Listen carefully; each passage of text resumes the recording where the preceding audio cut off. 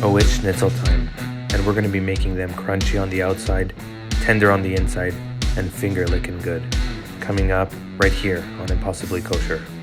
Schnitzel is by far the best when made with chicken breast, and to get it perfect and even cooked, we like to slice them nice and thin. Then into long strips. We're going for chicken finger style. Now that the chicken's prepared, you're gonna need flour, egg, and a blend of PANKO, sesame seeds, paprika, and salt. A pan full of vegetable or canola oil on medium heat, and a clean plate. Whisk the egg well.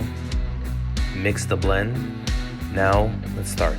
First, chicken dunked in the flour, then in the egg wash, and finally into the PANKO blend.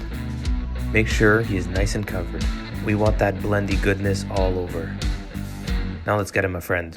Flour, egg, and PANKO. Then gently place them into the oil bath for them to start frying. Keep preparing new pieces and adding them in as you cook. Give each one about 3 to 5 minutes for it to get that golden brown color, and then flip. When they look like this, out they go. Onto a plate with paper towel to absorb the excess oil. Keep on going.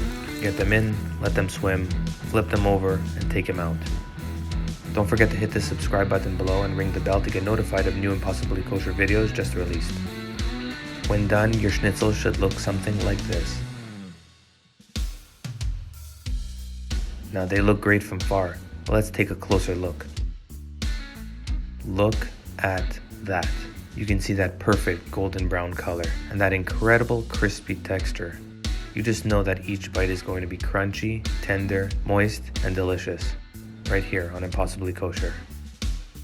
If you like that video, don't forget to hit the subscribe button down below. Check this one out.